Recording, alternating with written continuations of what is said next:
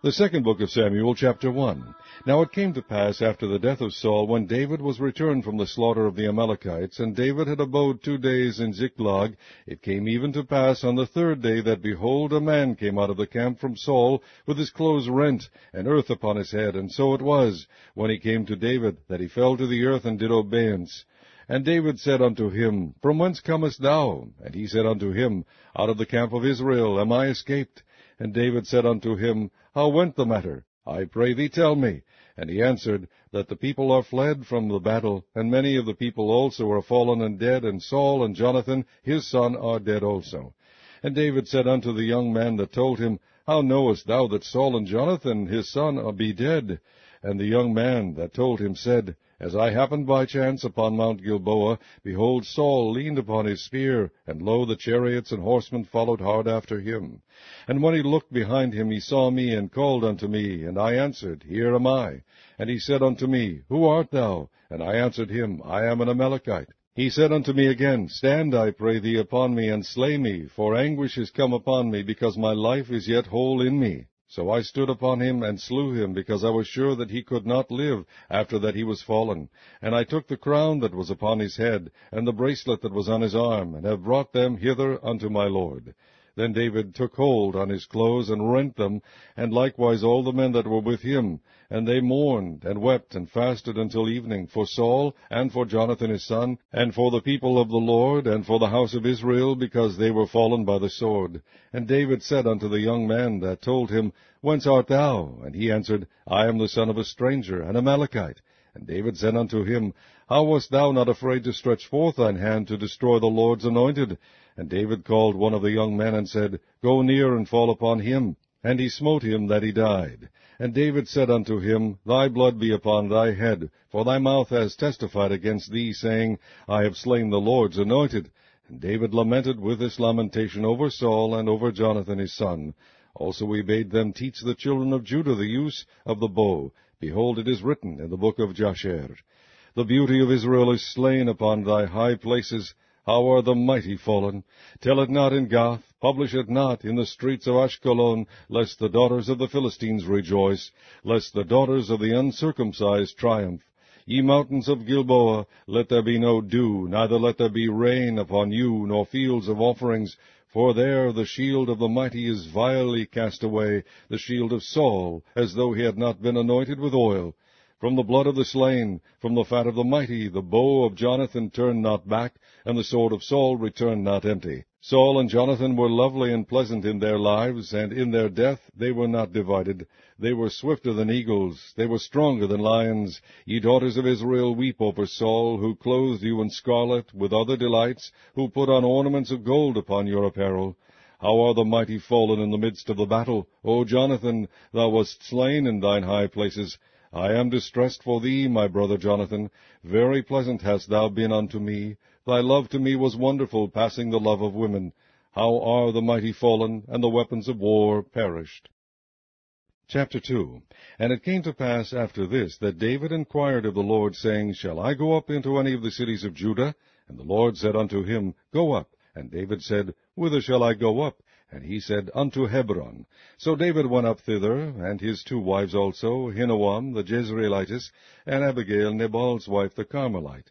And his men that were with him did David bring up, every man with his household, and they dwelt in the cities of Hebron. And the men of Judah came, and there they anointed David king over the house of Judah. And they told David, saying, that the men of Jabesh-Gilead were they that buried Saul. And David sent messengers unto the men of Jabesh-Gilead, and said unto them, Blessed be ye of the Lord, that ye have shewed this kindness unto your Lord, even unto Saul, and have buried him. And now the Lord shew kindness and truth unto you, and I also will require you this kindness, because ye have done this thing. Therefore now let your hands be strengthened, and be ye valiant, for your master Saul is dead, and also the house of Judah have anointed me king over them. But Abner the son of Ner, captain of Saul's host, took Ishbosheth the son of Saul, and brought him over to Mahanaim, and made him king over Gilead, and over the Ashurites, and over Jezreel, and over Ephraim, and over Benjamin, and over all Israel. Ishbosheth, Saul's son, was 40 years old when he began to reign over Israel, and reigned 2 years. But the house of Judah followed David. And the time that David was king in Hebron over the house of Judah was 7 years and 6 months. And Abner the son of Ner, and the servants of Ishbosheth the son of Saul, went out from Mahanaim to Gibeon. And Joab the son of Zeruiah, and the servants of David went out, and met together by the pool of Gibeon. And they sat down, the one on the one side of the pool, and the other on the other side of the pool. And Abner said to Joab, Let the young men now arise, and play before us. And Joab said, Let them arise. Then there arose and went over by number 12 of Benjamin, which pertained to Ishbosheth the son of Saul, and 12 of the servants of David. And they caught every one his fellow by the head, and thrust his sword in his fellow's side. So they fell down together. Wherefore that place was called Helkath Hazurim, which is in Gibeon. And there was a very sore battle that day, and Abner was beaten, and the men of Israel before the servants of David. And there were 3 sons of Zeruiah there, Joab, and Abishai, and Asahel. And Asahel was as light of foot as a wild roe. And Asahel pursued after Abner. And in going he turned not to the right nor to the left from following Abner. Then Abner looked behind him, and said, Art thou Asahel? And he answered, I am. And Abner said to him, Turn thee aside to thy right hand, or to thy left, and lay thee hold on one of the young men, and take thee his armor. But Asahel would not turn aside from following of him. And Abner said again to Asahel, Turn thee aside from following me. Wherefore should I smite thee to the ground? How then should I hold up my face to Joab thy brother? Howbeit he refused to turn aside. Wherefore Abner with the hinder end of the spear smote him under the 5th rib, that the spear came out behind him, and he fell down there, and died in the same place. And it came to pass that as many as came to the place where Asahel fell down and died stood still. Joab also and Abishai pursued after Abner, and the sun went down when they were come to the hill of Ammah, that lieth before Giah, by the way of the wilderness of Gibeon. And the children of Benjamin gathered themselves together after Abner, and became one troop, and stood on the top of an hill. Then Abner called to Joab, and said, Shall the sword devour forever? Knowest thou not that it will be bitterness in the latter end? How long shall it be then, ere thou bid the people return from following their brethren? And Joab said, As God liveth, unless thou hadst spoken, surely then in the morning the people had gone up every one from following his brother. So Joab blew a trumpet. And all the people stood still, and pursued after Israel no more, neither fought they any more. And Abner and his men walked all that night through the plain, and passed over Jordan, and went through all Bithron, and they came to Mahanaim. And Joab returned from following Abner, and when he had gathered all the people together, there lacked of David's servants 19 men and Asahel. But the servants of David had smitten of Benjamin and of Abner's men, so that 360 men died. And they took up Asahel, and buried him in the sepulchre of his father, which was in Bethlehem. And Joab and his men went all night, and they came to Hebron at break of day. Chapter 3. Now there was long war between the house of Saul and the house of David, but David waxed stronger and stronger, and the house of Saul waxed weaker and weaker. And unto David were sons born in Hebron, and his firstborn was Ammon, of Ahinoam the Jezreelitess, and his second Chileab of Abigail, the wife of Nabal the Carmelite, and the third Absalom the son of Maacah, the daughter of Talmai, king of Geshur, and the fourth Adonijah the son of Haggith, and the fifth Shephatiah the son of Abital, and the sixth Ithream by Eglah David's wife. These were born to David in Hebron. And it came to pass, while there was war between the house of Saul and the house of David, that Abner made himself strong for the house of Saul. And Saul had a concubine, whose name was Rizpah, the daughter of Aiah. And Ishbosheth said to Abner, Wherefore hast thou gone in unto my father's concubine? Then was Abner very wroth for the words of Ishbosheth, and said, Am I a dog's head, which against Judah do shew kindness this day unto the house of Saul thy father, to his brethren, and to his friends, and have not delivered thee into the hand of David, that thou chargest me today with a fault concerning this woman? So do God to Abner, and more also, except as the Lord hath sworn to David, even so I do to him, to translate the kingdom from the house of Saul, and to set up the throne of David over Israel and over Judah, from Dan even to Beersheba. And he could not answer Abner a word again, because he feared him. And Abner sent messengers to David on his behalf, saying, Whose is the land? Saying also, May thy league with me, and behold, my hand shall be with thee, to bring about all Israel unto thee. And he said, Well, I will make a league with thee. But one thing I require of thee, that is, thou shalt not see my face, except thou first bring Michal, Saul's daughter, when thou comest to see my face. And David sent messengers to Ishbosheth Saul's son, saying, Deliver me my wife Michal, which I espoused to me for 100 foreskins of the Philistines. And Ishbosheth sent, and took her from her husband, even from Phaltiel the son of Laish. And her husband went with her, along weeping behind her to Bahurim. Then said Abner unto him, Go, return. And he returned. And Abner had communication with the elders of Israel, saying, Ye sought for David in times past to be king over you. Now then do it. For the Lord hath spoken of David, saying, By the hand of my servant David I will save my people Israel out of the hand of the Philistines, and out of the hand of all their enemies. And Abner also spake in the ears of Benjamin. And Abner went also to speak in the ears of David in Hebron all that seemed good to Israel, and that seemed good to the whole house of Benjamin. So Abner came to David to Hebron, and 20 men with him. And David made Abner and the men that were with him a feast. And Abner said unto David, I will arise and go, and will gather all Israel unto my lord the king, that they may make a league with thee, and that thou mayest reign over all that thine heart desireth. And David sent Abner away, and he went in peace.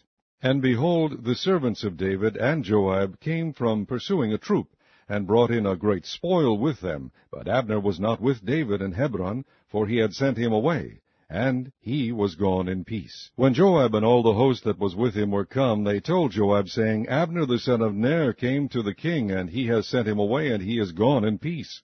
Then Joab came to the king, and said, What hast thou done? Behold, Abner came unto thee. Why is it that thou hast sent him away, and he is quite gone? Thou knowest Abner the son of Ner, that he came to deceive thee, and to know thy going out and thy coming in, and to know all that thou doest. And when Joab was come out from David, he sent messengers after Abner, which brought him again from the well of Sirah, but David knew it not. And when Abner was returned to Hebron, Joab took him aside in the gate to speak with him quietly, and smote him there under the 5th rib, that he died, for the blood of Asahel his brother.